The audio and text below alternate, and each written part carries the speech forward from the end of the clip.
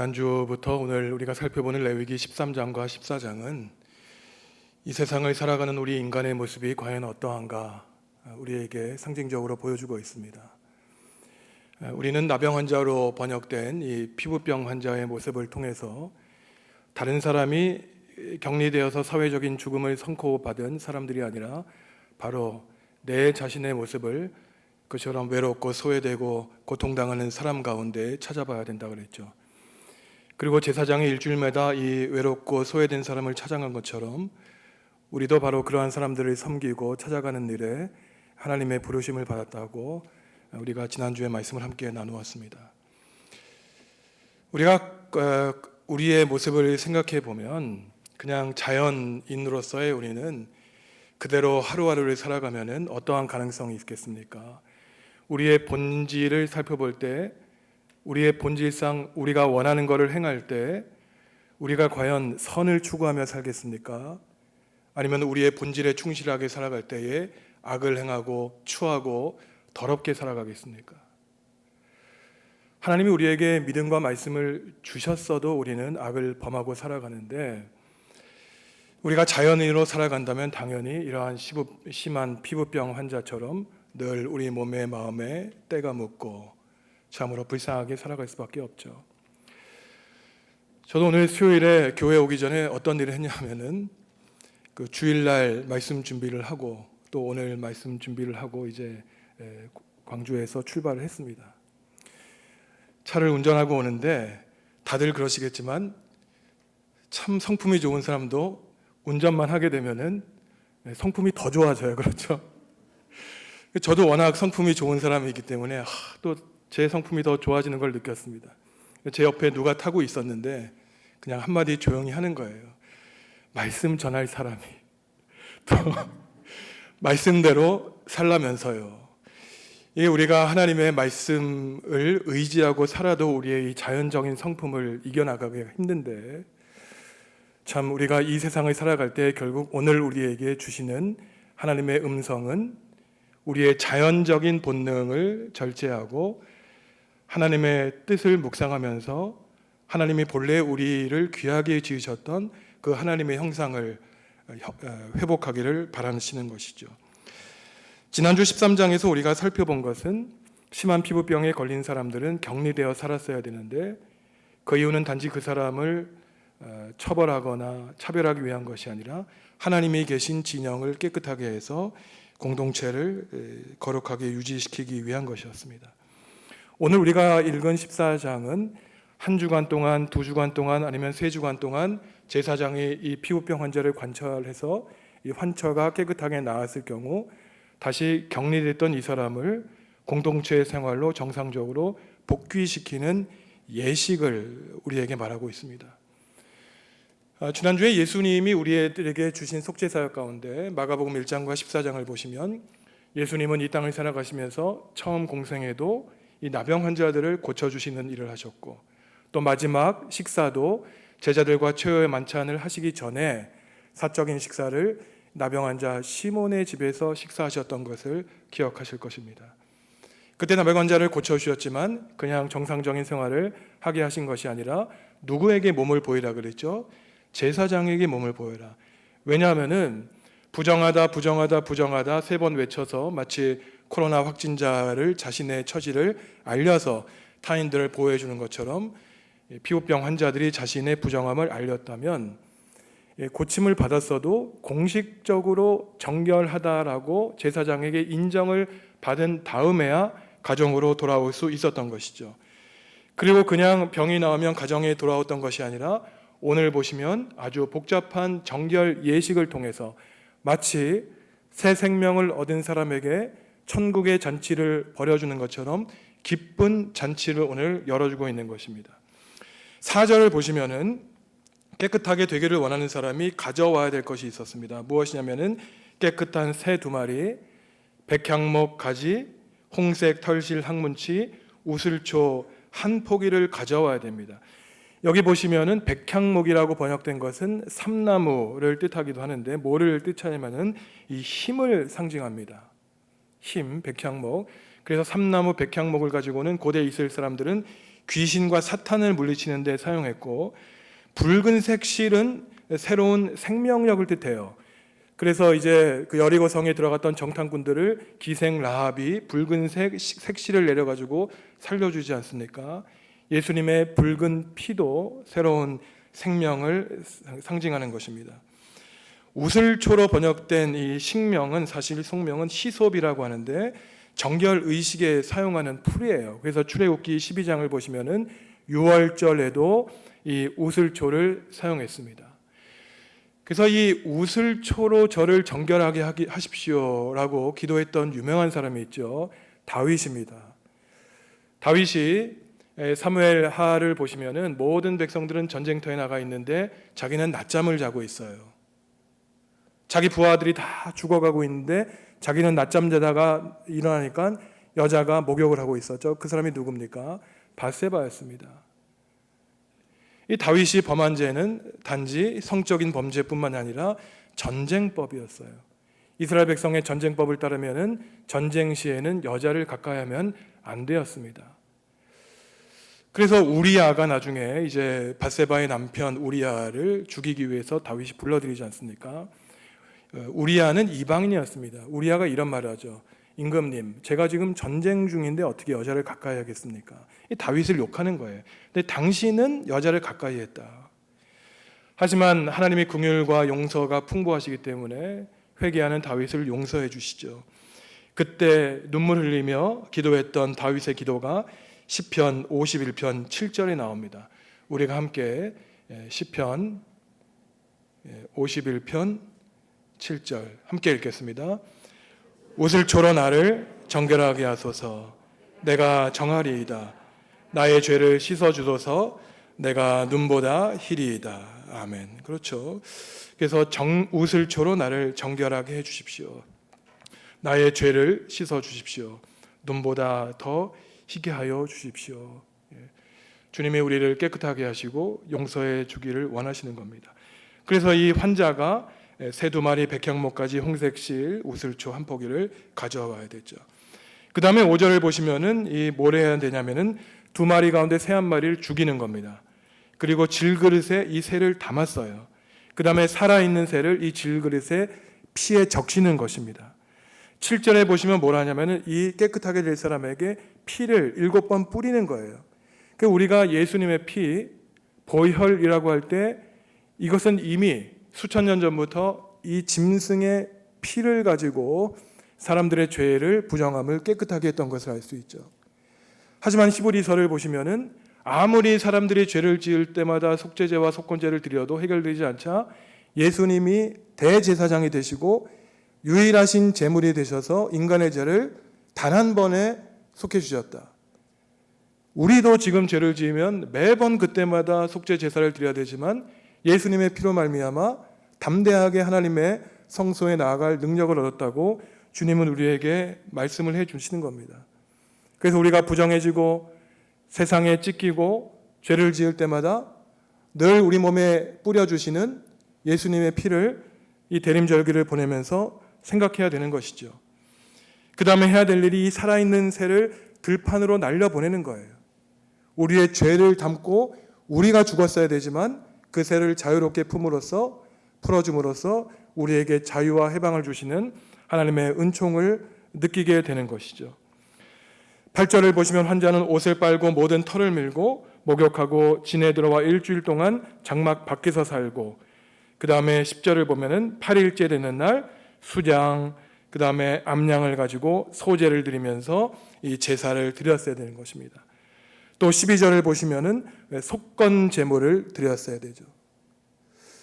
그래서 우리는 이 구약의 레위기에 이러한 정결 예식을 보면은 이거 율법이다, 사람을 얽맨다 이렇게 생각하지만 반대로 한번 생각해 볼 수 있어요.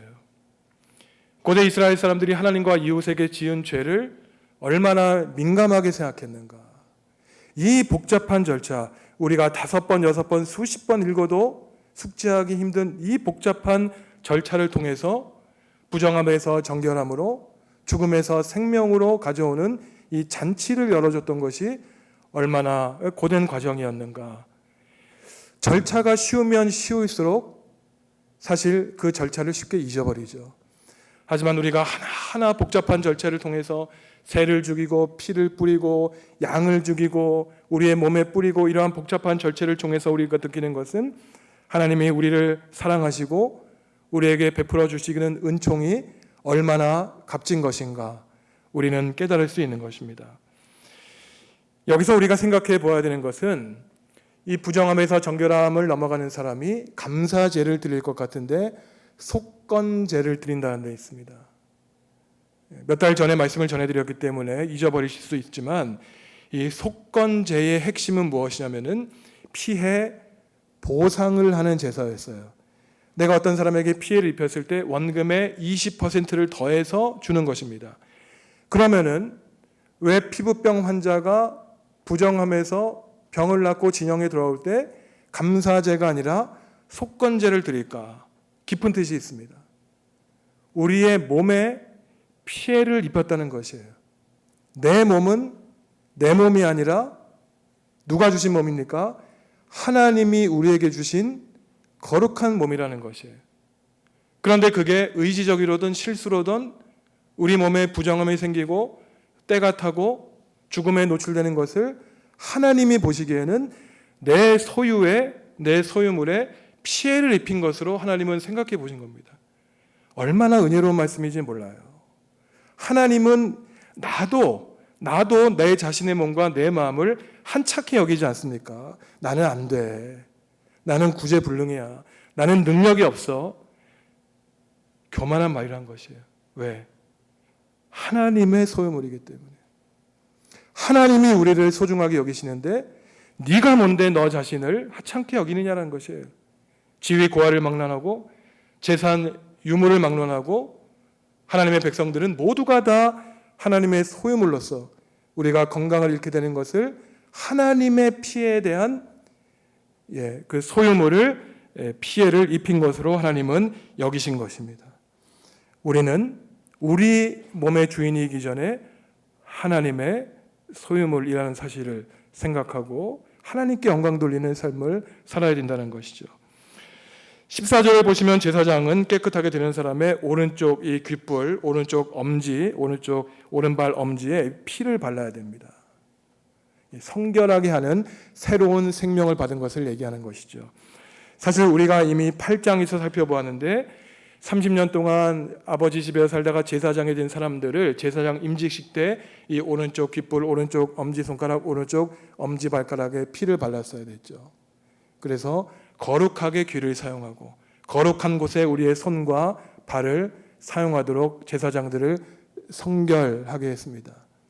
마찬가지로 몸에 병이 들어 때가 묻어 격리되어 살아왔던 외로운 사회적인 죽음을 선고받았던 사람들에게 제사장이 피를 바름으로써 이 사람들을 깨끗이 씻어주고 다시 가정으로 돌아올 수 있도록 하나님이 그들에게 은총을 베풀어 주셨던 것입니다. 그 다음에 또 17절, 16절을 보시면 뭐를 발라줬냐면은 이 기름을 발라줬어요.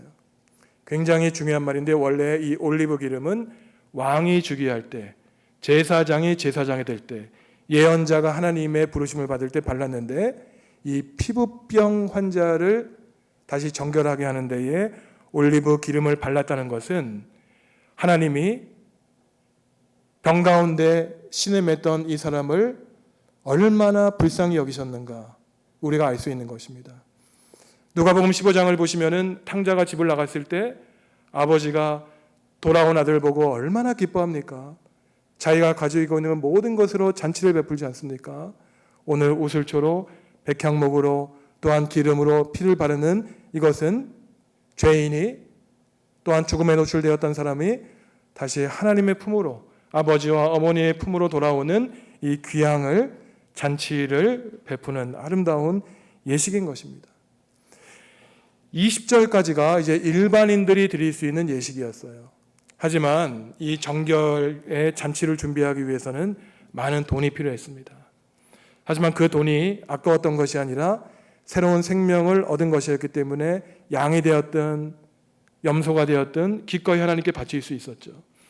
그렇지만 문제는 뭐냐면은 여력이 없는 사람들이었어요.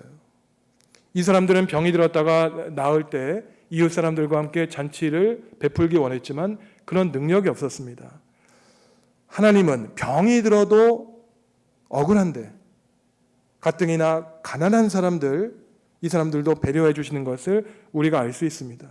읽지 않았지만 21절에서 32절에 보시면 경제적으로 어려운 사람들에게는 어떻습니까? 밀가루, 기름, 그다음에 산비둘기, 집비둘기를 가져오게 해서 가난한 사람들도 다른 사람들의 눈치를 보지 않고 하나님 나라의 잔치에 참여했도록 주님은 그들을 돌보아 주셨던 것이죠. 그 다음에 33장과 57절을 보시면 이 집에 곰팡이 또는 버섯이 생겼을 때 처리하는 규정을 나타냅니다. 제사장이 환자를 찾아가는 것처럼 마찬가지로 이 집에 곰팡이가 생기면 우리말 성경으로는 나병이라고 번역되어 있는데요. 이것은 그 곰팡이라고 번역하는 것이 좋다 그랬습니다. 그래서 제사장이 마찬가지로 환자를 찾아가는 것처럼 그 일주일 동안 이 집을 찾아가서 이 곰팡이를 긁어도 해결되지 않으면 그 돌을 빼어내서 마을 밖 부정한 것에 버려야 됐던 것이죠. 이것이 바로 제사장들이 하는 일이었습니다. 우리가 조금 오해하는 것은 제사장들이 하는 일이 아주 고상하고 귀한 일만이 아니었어요. 제사장이 하는 일은 이 피부병 환자들을 찾아갔고 또 이 집이 무너진 곳을 찾아가서 또 쉽게 말하면 벽지도 발라주고 이러한 일을 했었습니다.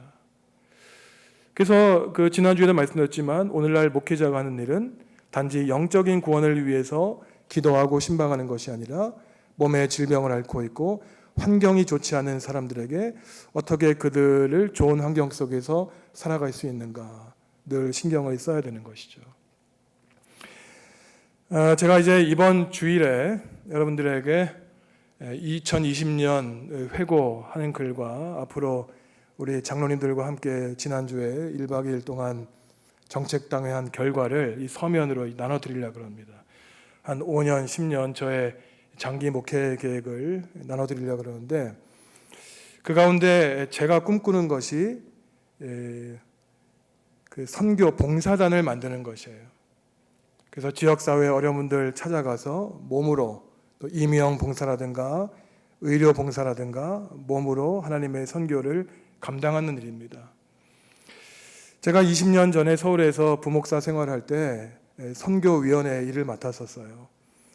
그래서 제가 맡았을 때 첫 해에는 이 태백 정선 이 폐광촌에 한 50여 분 되는 성도 여러분들하고 찾아가서 이 진폐증 환자, 이 폐에 이 석탄이 가득 차서 이 호스를 끼고 이 죽음을 기다리는 이분들을 찾아가서 무너지는 집도 도배해드리고 또 보신탕도 끓여드리고 머리도 잘라드리고 이랬던 기억이 납니다. 그분들을 보면은 지금도 참 그분들이 이 환자복 입었던 모습이 생생하게 기억납니다. 희망이 없어요. 그냥 호스 하나에 내 목숨을 연명하고 있는 것입니다. 그분들에게 남아있는 것은 죽음밖에 없는 것이에요. 우리가 교회가 향해야 될 눈이 어디입니까? 설교의 서두에도 말씀드렸지만 자연인은 훈련시키도 않아도 높은 곳을 향해 갑니다. 하지만 하나님의 복음으로 말미암아 우리는 우리의 자아를 포기하고 낮은 곳으로 향해 갈 수 있는 것이죠. 가능한지는 모르겠어요. 하지만 성도 여러분들이 자발적으로 협력해 주시면 우리도 더 낮은 곳을 향하여 그 다음에는 더 낮은 곳을 향하여 우리의 능력 없는 손길이 닿는 곳에 하나님의 복음을 가지고 가는 것이 저의 소박한 꿈입니다. 그리고 그 다음에는 몽골의 단기 선교팀을 함께 인솔해서 갔었는데 제가 울란바토르 교회에 가니까 그 작은 교회 한 500명 몽골 사람들이 기다리고 있는 것이에요. 저희가 컨테이너 한 2박스를 보냈거든요. 학용품, 옷 이런 것들. 지금이야 이제 의료 정책이 많이 바뀌어서 어렵지만 그 당시에는 뭐 두통약, 약도 많이 가지고 갔었습니다. 뭐 지금이야 이제 몽골이 많이 달라졌지만 지금 20여 년 전에는 많이 어려웠어요. 그래서 화장실 지어드리고 약 나눠드리고 또 공책 나눠주고 이런 기억이 납니다. 결국은 하나님이 우리에게 원하시는 것은 우리에게 주신 복과 은총을 우리 손에만 쥐고 사는 것이 아니라 복을 주신 이유가 있는 것이에요. 그 복을 나눠주라는 것입니다. 나눠주라는 것이에요. 마음이 없기 때문에, 의도가 없기 때문에 못 나눠주는 것이지, 조금만 우리의 눈길을 향하면은 우리가 받은 복과 은총을 함께 나눌 이웃이 많다는 것입니다. 여기서 우리는 하나님이 우리에게 주시는 신앙의 가르침을 얻을 수 있죠. 피부병 환자를, 이 피부병 환자로 상징되는 죽음에 노출된 사람들, 죽음의 어두운 골목을 향해 나아가는 사람들을 하나님은 새로운 피조물로 다시 만들어 주시기를 원하신다는 것입니다. 그 사람이 능력이 있건 능력이 없건, 재산이 많건 가난한 사람이든 다 하나님은 하나님의 품으로 품어주시기를 원하는 것이에요. 왜냐하면 그 질병을 안고 사는 것들, 마음의 무거운 짐을 갖고 사는 것이 하나님이 원하시는 것이 아니라는 것입니다. 저는 정말 궁금한 게 있어요. 왜 하나님에 대한 믿음을 가지며 우리가 행복하지 않을까? 왜 목사로 살아가면서 행복하지 않을까? 저는 진짜 궁금한 것이에요. 하나님께 목회자로 부르심 받았는데 제가 행복하지 않다? 뭐 어딘가 문제 있는 거 아닙니까? 여러분을 장로로, 권사로, 집사로 불러주셨는데 여러분의 신앙생활이 행복하지 않다? 어딘가 문제 있는 것이에요. 하나님이 원하시는 것입니까? 아닙니다. 하나님은 하나님의 복음을 받은 우리가 행복하게 살기를 원하시는 것이에요. 그게 질병의 이유든 가난의 이유든 우리 죄의 문제든 하나님이 이처럼 우슬초와 백향목과 빨간 색시를 통해서 하나님 나라의 잔치를 열어주시는 것은 하나님을 떠나 죄악 가운데 고통 가운데 살았던 사람들을 다시 품어주시는, 잃어버렸던 하나님의 형상을 되찾도록 하시는 하나님의 뜻이 있는 것입니다. 그래서 여러분들은 행복하게 사셔야 돼요. 만약에 여러분들을 무거운 짐으로 나를 억누르고 나를 불행하게 하고 있는 것이 있다, 그거는 사탄의 세력입니다. 제거하셔야 돼요. 싸우셔야 됩니다. 행복을 이룩하셔야 돼요. 주어지는 것이 아닙니다. 하나님의 말씀에 따라, 하나님의 복음에 따라 우리를 억누르는 세력을 이겨내고 행복을 쟁취하도록 하는 것이 하나님이 오늘 우리에게 주시는 이 정결법의 뜻인 것입니다.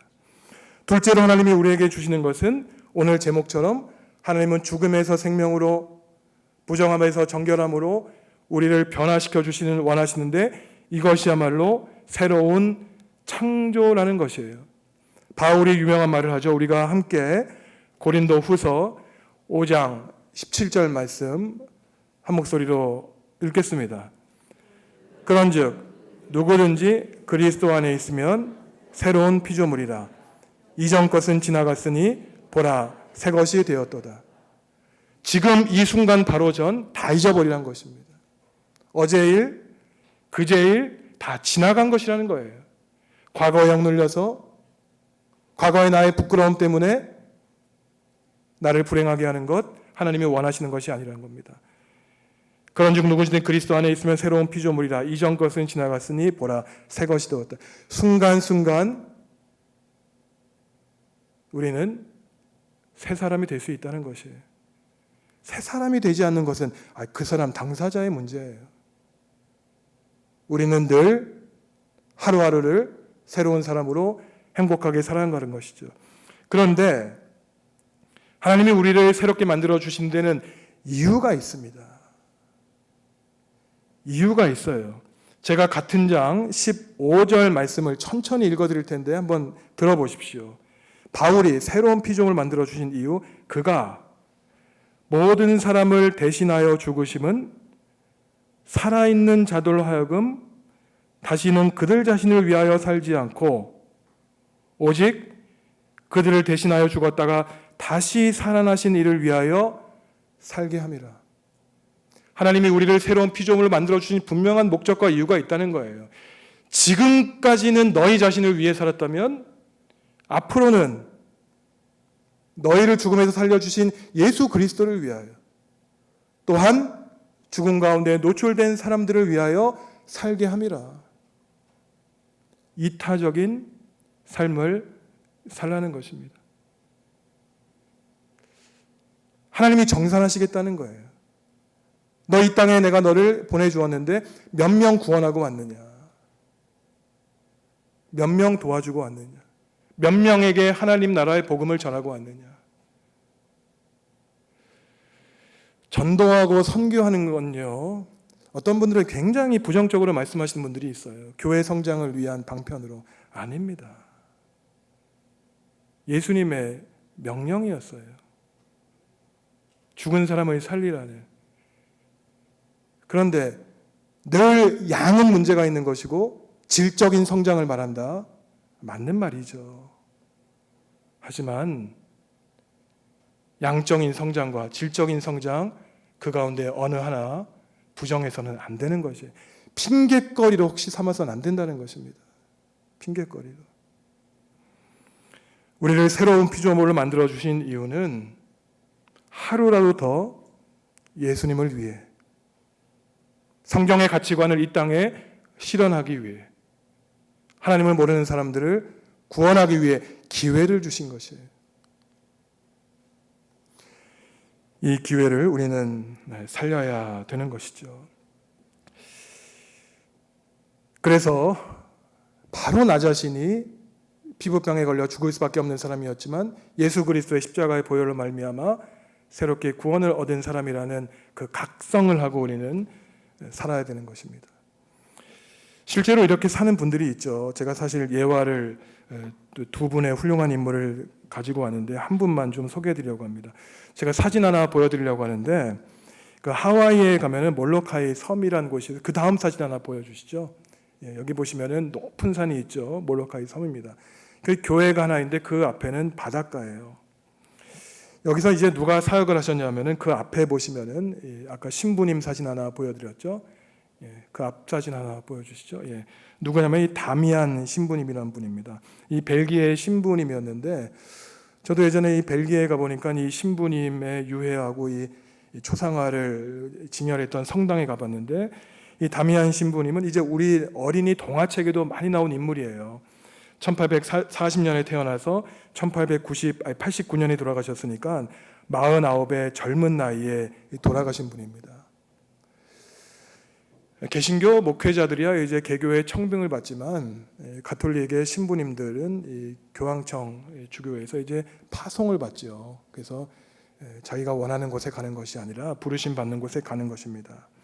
이 다미안 신부님이 어디에 파송을 받았냐면 이 하와이의 몰로카이 섬에 보내심을 받았는데, 여기는 누가 살았냐면은 한센병의 집단 수용소가 있는 곳이었어요.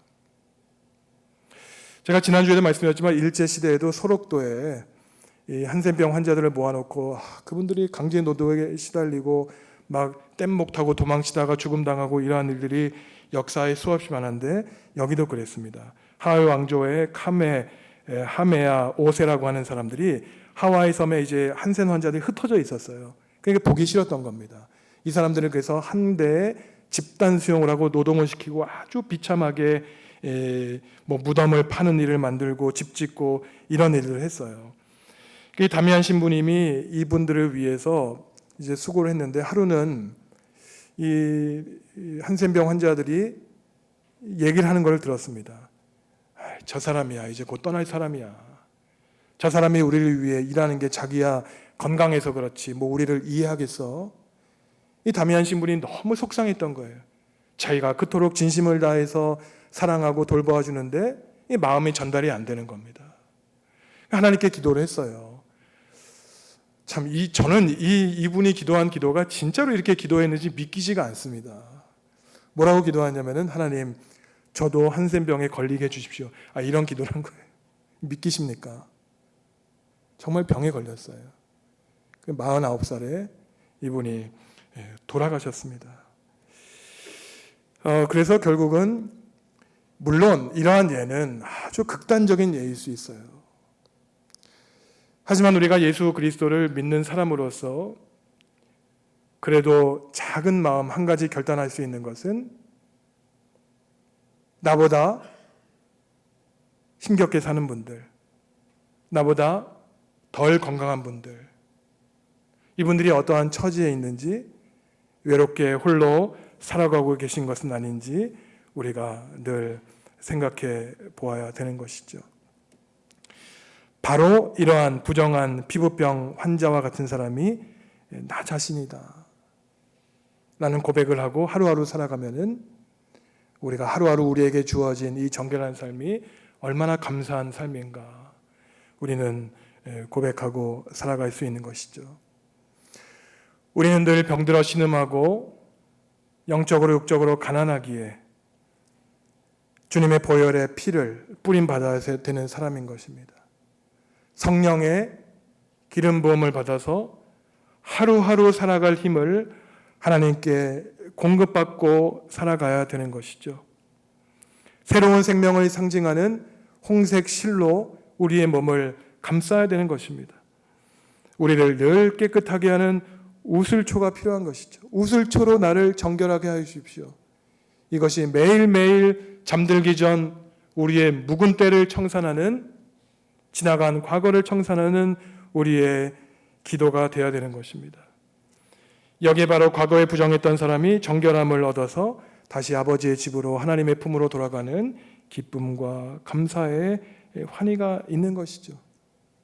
피부병에 들었을 때 만인 앞에서 너는 부정한 사람이다, 부정한 사람이다 꼬리표를 달고 살았다면 이제는 너는 정결하다, 정결하다, 나음을 낳았다, 너는 정상적으로 살아갈 수 있다는 구원의 은총을 받은 사람들이 바로 오늘 이 자리에 있는 우리들인 것입니다. 사랑하는 성도 여러분, 우리는 지난 주일 대림절 첫 주 예배를 보냈죠. 대림절은 바로 낮고 천한 곳, 모든 사람들에게 손가락질 당하는 우리를 인정해 주시고 받아주시고 우리를 구원해 주시기 위해 이 낮은 곳에 오신 예수님을 기다리는 절기입니다. 하루하루 주님의 오심을 묵상하시면서 피부병에 고통받아 내 몸을 긁을 수밖에 없는 이 부끄러운 모습을 하나님이 있는 그대로 받아주시고 우리에게 새 생명을 주셔서 이전 것은 지나갔으니 새로운 피조물이다. 하루하루를 값지게 살라라고 하신 주님의 음성을 들으시면서 우리를 구원해 주시기 위해 오신 예수님을 온 몸과 마음으로 간절히 기다리시는 대림절기를 보내시는 거룩한 백성, 우리 사랑하는 중학교의 성도 여러분들 되시기를 간절히 바랍니다. 저희가 한 목소리로 기도할 텐데